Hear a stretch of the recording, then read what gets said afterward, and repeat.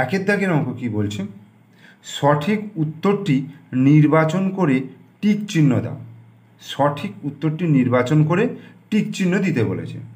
এখানে কটা রয়েছে, 5টা কোশ্চেন রয়েছে এবং 1 × 5 অর্থাৎ প্রত্যেকটা 1 নম্বর করে রয়েছে, 5 × 5। তো প্রথম দেখো কি বলেছে, কয়েকটা বলছে 36 থেকে 4 বিয়োগ করা যায়। 36 থেকে 4 বিয়োগ করা যাবে কতবার? 8 বার, 9 বার, 10 বার।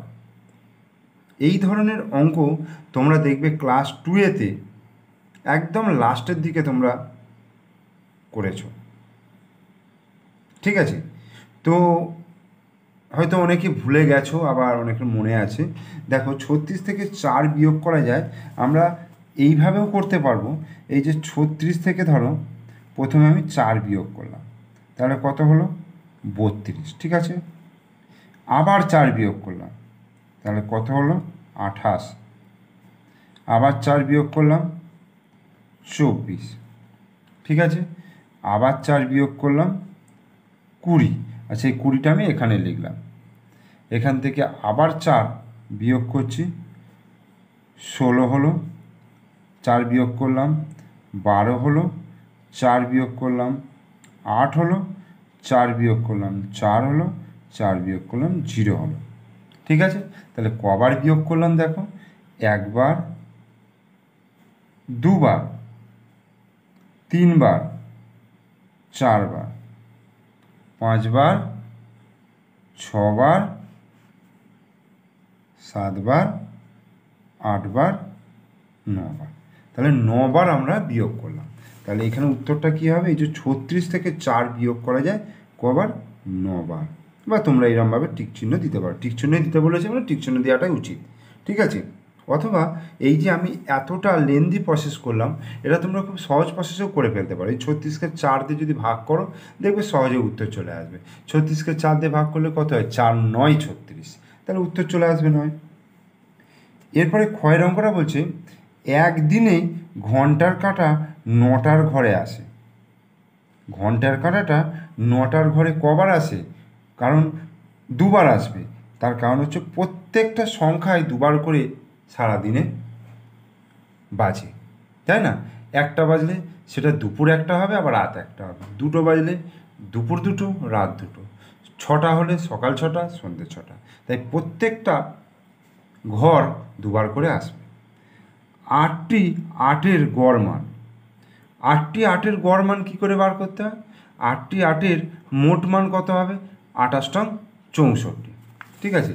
এই যে 8টা 8, 8টা 8, 8 বার যদি এরকম 8 8 করে যোগ করা হয়, ঠিক আছে,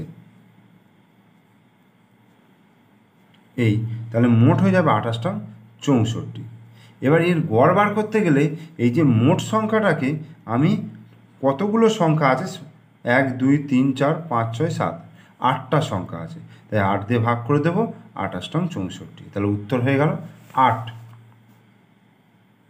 এই 1 ঘন্টা থেকে 3600 সেকেন্ড বাদ দিলে থাকবে 0 সেকেন্ড, 5 সেকেন্ড, 10 মিনিট। এটা মুখোমুখি হয়ে যাবে, কারণ 1 ঘন্টা মানে আমরা কত সেকেন্ড জানি? 1 ঘন্টা মানে হচ্ছে 3600 সেকেন্ড। হ্যাঁ, এবার এই 3600 সেকেন্ড থেকে যদি 3600 সেকেন্ড বিয়োগ করে দিই, তাহলে কী থাকবে? 0 সেকেন্ড, ঠিক আছে? উত্তরটা হচ্ছে 0 সেকেন্ড। এবার 1 ঘন্টা মানে যে 3600 সেকেন্ড, সেটা কি করে বার করব? 1 ঘন্টাকে 60 দিয়ে গুণ করলে কত হবে? 60 × 60, এটা মিনিট বেরোলো। এবার 1 মিনিট মানে 60 সেকেন্ড, তো আবার 60 দিয়ে গুণ করব, 0 2টো 0, 6 6 36, তাহলে 3600 সেকেন্ড, ঠিক আছে? তাহলে 1 ঘন্টা সমান হচ্ছে 3600 সেকেন্ড।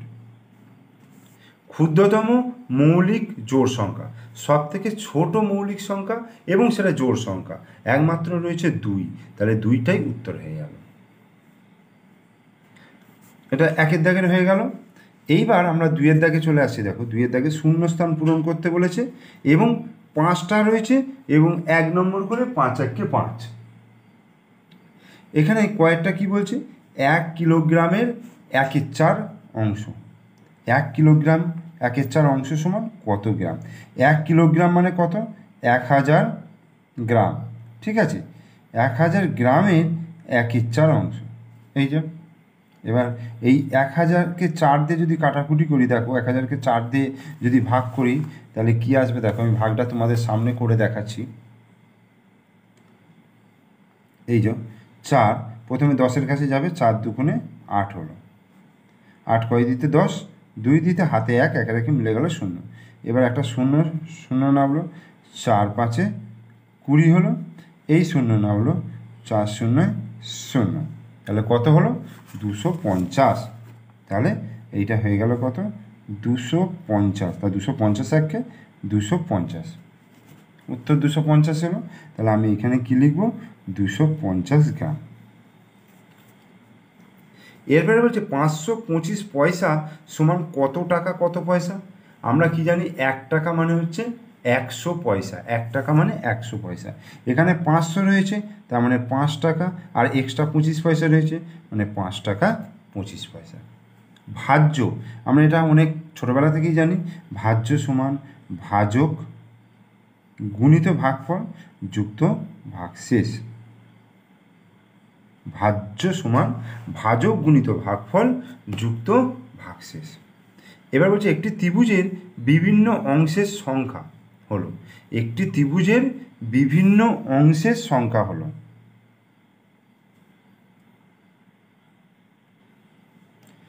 তাহলে একটি ত্রিভুজের বিভিন্ন অংশ মানে কটা বাহু রয়েছে, একটা ত্রিভুজের 3টে বাহু রয়েছে, ওটা কি বলতে চাইছে যে একটি ত্রিভুজের বিভিন্ন অংশের সংখ্যা হলো 3টি।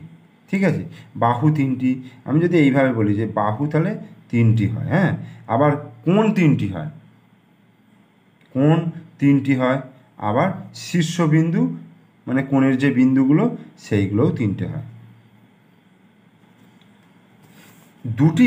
আচ্ছা, 2 অঙ্কের বৃহত্তম ও ক্ষুদ্রতম সংখ্যার সমষ্টি। 2 অঙ্কের বৃহত্তম সংখ্যা কত? 2 অঙ্কের বৃহত্তম সংখ্যা হচ্ছে 99, তাই তো? আর ক্ষুদ্রতম সংখ্যা, 2 অঙ্কের ক্ষুদ্রতম সংখ্যা হচ্ছে 10, কারণ এর থেকে কম নিতে গেলে 9 হয়ে যাবে, তো আর পাওয়া যাচ্ছে না। তাহলে এটা যোগ করলে কত হচ্ছে 9, আর 9 রেখে 10, তার মানে 109। তাহলে 2-এর দাগের আমরা 5টা শূন্যস্থান করে ফেললাম। এরপরে আমি দেখো 3-এর দাগের যাচ্ছি, যে পূর্ণ বাক্যে উত্তর দিতে বলেছে। পূর্ণ বাক্যে এখানেও 5টা রয়েছে এবং 1 নম্বর করে রয়েছে 5 একে 5। দেখো যে কি বলছে, কোন 3টি ক্রমিক সংখ্যার যোগফল এবং গুণফল সমান। কোন 3টে ক্রমিক সংখ্যা মানে হচ্ছে পরপর সংখ্যা, বলছে 3টে এমন পরপর সংখ্যা আছে যাদের যোগফল যা হবে আবার গুণফলও তাই হবে।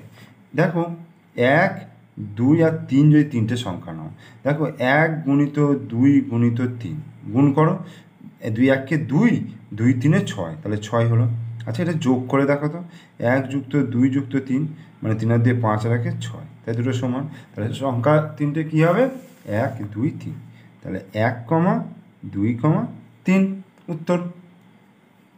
কোণ ভেদে ত্রিভুজ কত প্রকার ও কী কী? কোণ ভেদে ত্রিভুজ হচ্ছে 3 প্রকার।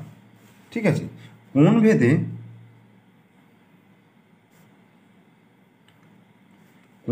ত্রিভুজ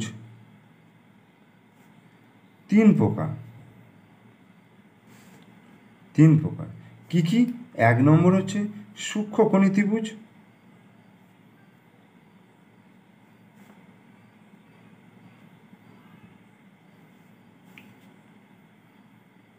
তারপরে 2 নম্বর হচ্ছে স্থূলকোণী ত্রিভুজ,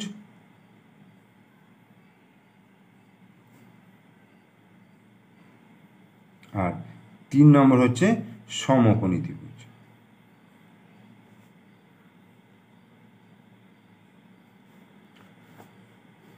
তাহলে কোণ ভেদে ত্রিভুজ হচ্ছে 3 প্রকার: সূক্ষ্মকোণী ত্রিভুজ, স্থূলকোণী ত্রিভুজ, আর হচ্ছে সমকোণী ত্রিভুজ। এরপরে কোনো সংখ্যাকে কত দিয়ে ভাগ করা সংযত নয়?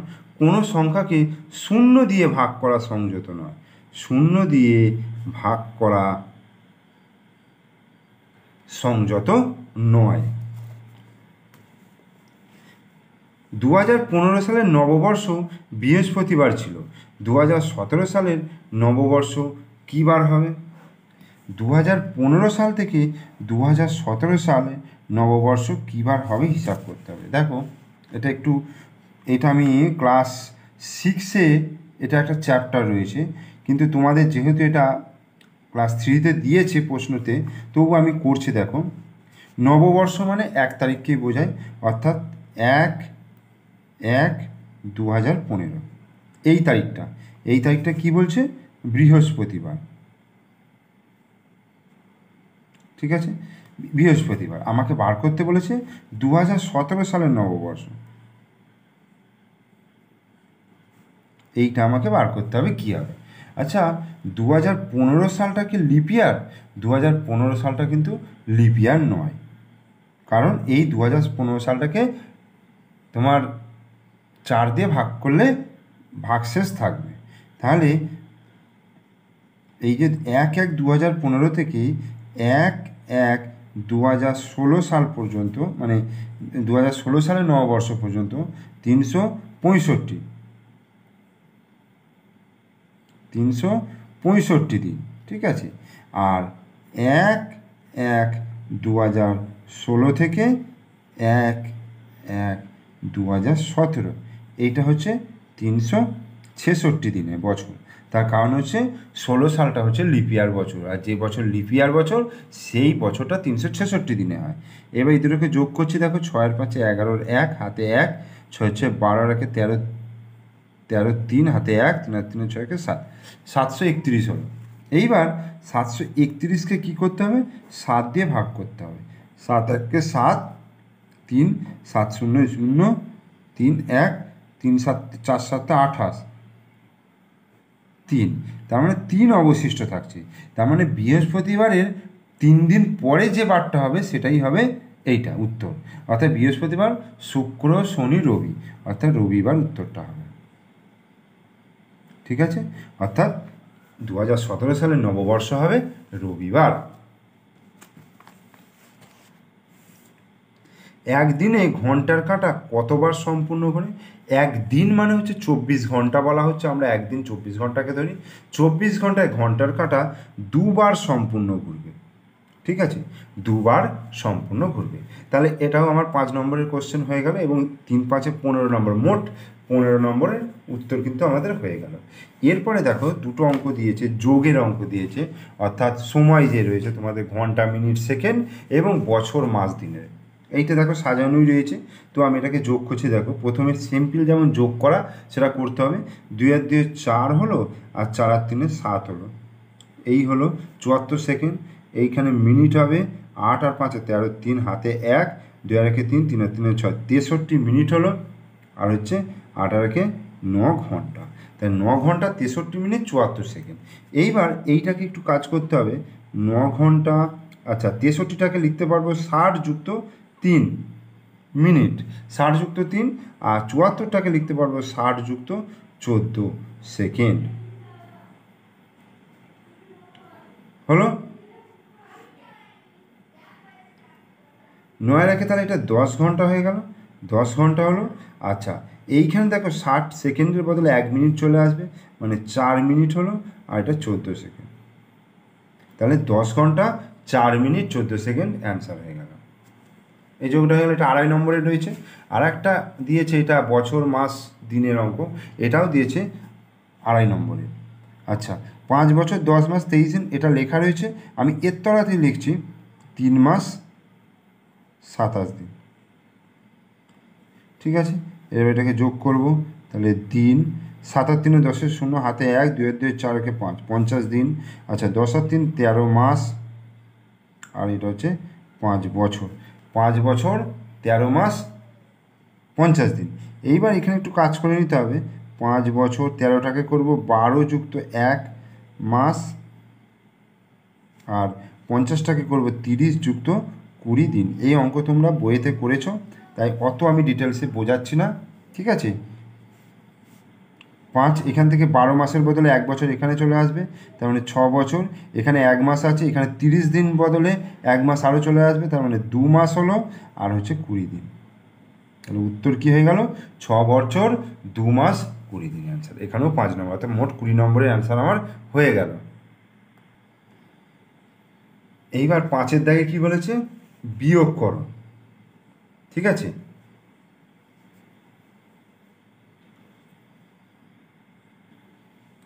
তাহলে 5-এর দাগে বলছে বিয়োগ করো, 6 ঘন্টা থেকে 3 ঘন্টা 5 মিনিট 22 সেকেন্ড বিয়োগ করতে বলছে।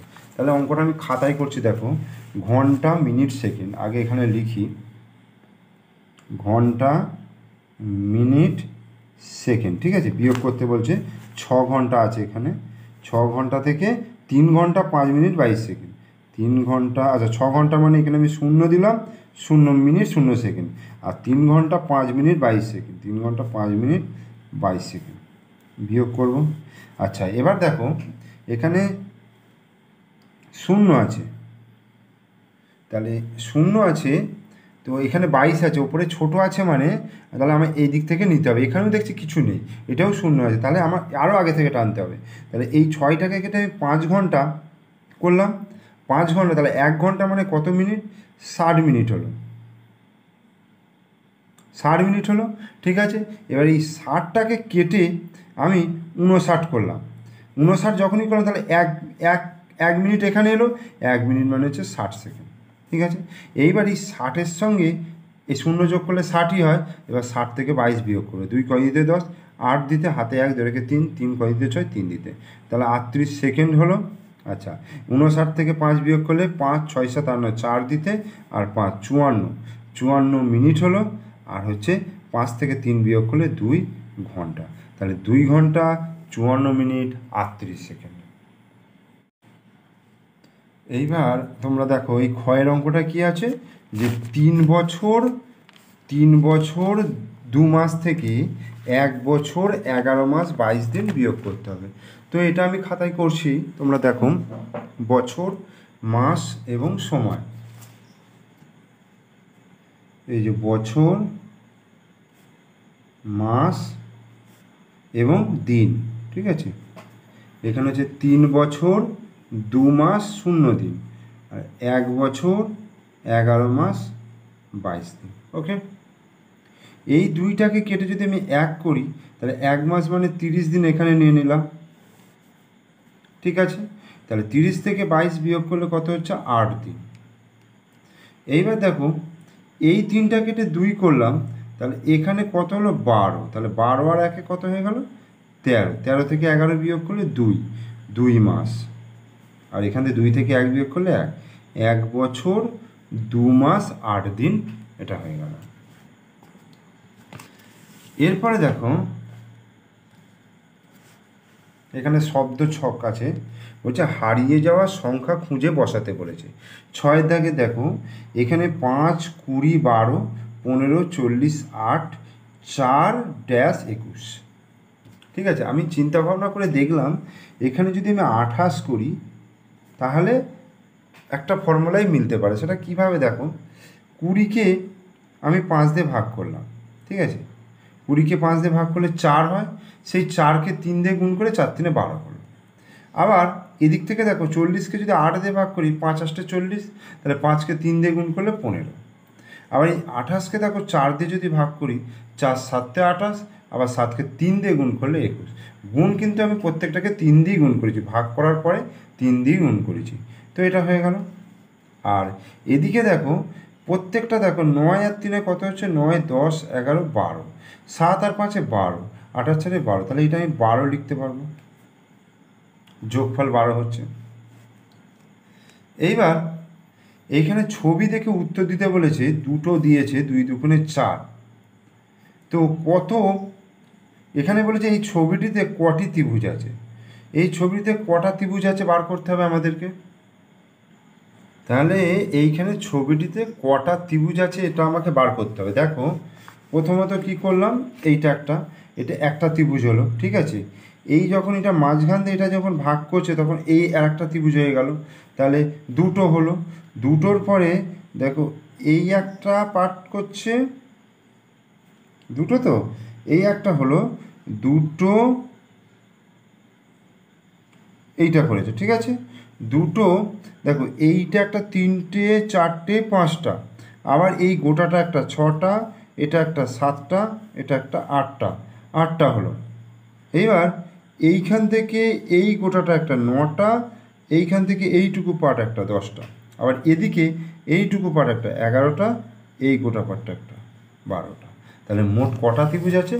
12টা ত্রিভুজ রয়েছে। তোমরা নিজেদের মতো করে এঁকে তোমরা চেষ্টা করবে কটা ত্রিভুজ আছে বার করার জন্য, ঠিক আছে। আর এইটাতে বলছে কটা বর্গক্ষেত্র আছে, এটাও আমায় দেখতে হবে কটা বর্গক্ষেত্র আছে। প্রথমত দেখো 1 2 3 4 5 6 7 8 9 10 11 12 13 14 15 16, 16টা হলো। 16টার পরে আর এই গোটাটা একটা 17টা।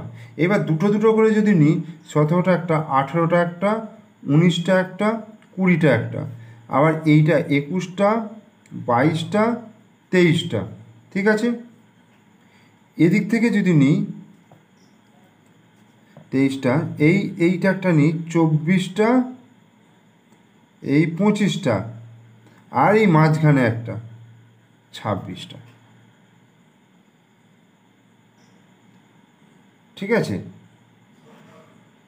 তাহলে মোট বর্গক্ষেত্রের সংখ্যা হয়ে গেল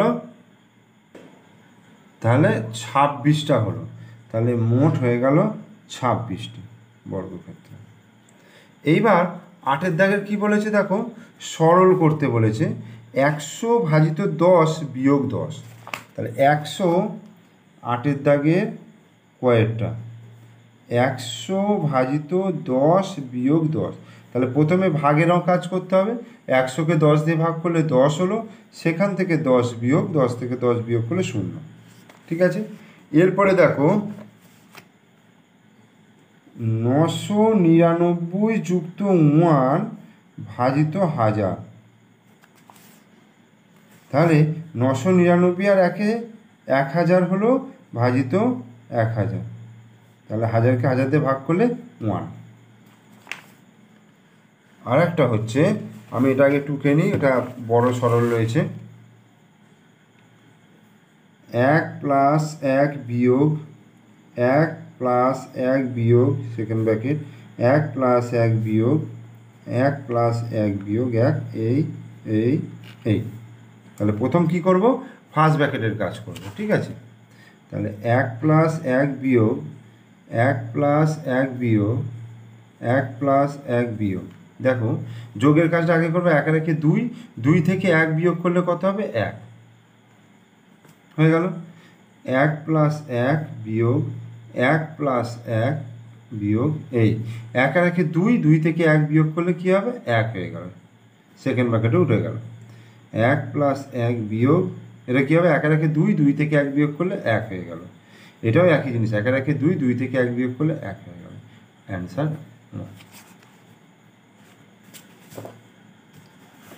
তাহলে 8এর দাগের ক খ গ হয়ে গেল। এইবার 9এর দাগের অঙ্ক কি বলছে দেখো, বলছে তোমার বয়স 8 বছর 3 মাস, তোমার ভাইয়ের বয়স 2 বছর 5 মাস হলে তোমাদের মোট বয়স কত? তোমাদের দুজনের গড় বয়স কত? তাহলে মোট বয়স মানে আমাকে যোগ করতে হবে। তাহলে 9এর দাগের কয়ের অঙ্কটা দেখো, বছর আর মাস, দিনটা দেয় না যেহেতু, তাহলে 8 বছর 3 মাস, 8 বছর 3 মাস, আর হচ্ছে 2 বছর 5 মাস, 2 বছর 5 মাস, এই যোগ করলাম। 5 আর 3 8, 8 আর 2 10, এইটা মাস আর এটা বছর। তাই দুজনের মোট বয়স হচ্ছে 10 বছর 8 মাস, ঠিক আছে। এটা তোমরা লিখে নেবে, দুজনের মোট বয়স হচ্ছে 10 বছর 8 মাস। এবার এই 10 বছর 8 মাসকে আমি যদি 2 দিয়ে ভাগ করি, গড় বার করতে বলেছে, তাহলে 5 দুগুণে 10 হলো, আর এখানে হচ্ছে এটা হচ্ছে বছর বেরোলো, আর এখানে মাস বেরোবে 2 4 8। তার মানে 5 বছর 4 মাস, 5 বছর 4 মাস, এটা হয়ে গেল গড় বয়স। 9 দেখ ক হয়ে গেল। কয়েকটা বলছে তোমার বাবা তার অফিসের কাজের জন্য দিল্লিতে 1 মাস 12 দিন, পরে মুম্বাইতে 28 দিন ছিলেন, তিনি কোথায় কত দিন বেশি ছিলেন? তাহলে এখান থেকে দেখি বোঝা যাচ্ছে 28 দিন মানে 1 মাসেরও কম, আর এখানে 1 মাস 12 দিন মানে হচ্ছে কোথায় বেশি ছিলেন? তাহলে দিল্লিতে বেশি ছিলেন। দেখি বোঝা যাচ্ছে দিল্লিতে বেশি ছিলেন, দিল্লিতে বেশি ছিলেন, ছিলেন। কতদিন বেঁচে ছিলেন? 1 মাস মানে কত? 30 দিন। 30 আর 12 কত? 30, 40, 42 দিন। তাহলে 42 থেকে 28 বিয়োগ করব। আর 9, 10, 11, 12, 4 দিতে হাতে 1, 2 রেখে 3, 4, 14 দিন। তাহলে 14 দিন বেশি ছিলেন। উত্তরটা 14 দিন বেশি ছিলেন। আর 10-এর দাগের কী বলছে? একটা ত্রিভুজ অঙ্কন করি এবং তার বিভিন্ন অংশ চিহ্নিত করি। একটা ত্রিভুজ অঙ্কন করে তার বিভিন্ন অংশ চিহ্নিত করি। এই একটা আমি ত্রিভুজ পেন্সিল এবং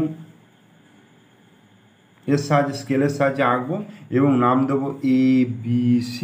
ABC হলো একটি ত্রিভুজ, ঠিক আছে। এবার বাহুগুলো যদি বলে AB, BC, CA, এইগুলো হচ্ছে বাহু, ঠিক আছে। আর শীর্ষবিন্দু হচ্ছে A, B, C, এইগুলো হচ্ছে শীর্ষবিন্দু। আর কোণ হচ্ছে A কোণ, B কোণ, C কোণ, এগুলো হচ্ছে কোণের চিহ্ন, এগুলো হচ্ছে কোণ এইগুলো। আর চিহ্নিত করতে বলছে ABC, আমি চিহ্নিত করে দিয়েছি এবং ABC হলো একটি ত্রিভুজ, ঠিক আছে।